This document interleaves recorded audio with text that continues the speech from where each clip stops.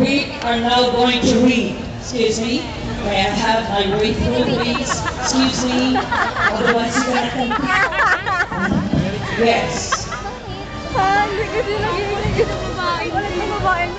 Mendiola Peace Arch. Constructed through the efforts of the Mendiola Consortium Schools, Central Estela University, College of the Holy Spirit of Manila, La Consolacion College, Manila, Santana College, and St. Jude Catholic School.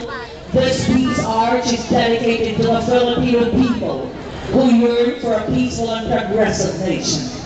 The Peace Arch is a culmination of the tech development program of the Mendiola Consortium towards a culture of peace. The arch was designed and built with funds provided by the Office of the President, Malacañang Palace, Manila, with the assistance of the Presidential Security Group under Colonel Jonas Magaysay, PA, 51st Engineer Brigade, Philippine Army under Brigadier General Felizardo Simoy of the AFP, the Metro Manila Development Authority under Chairman Oscar Inacentis, the Office of the Mayor of the City of Manila under the leadership of Mayor S. Lim, and the Manila Engineering Office under Engineer Amando Andres.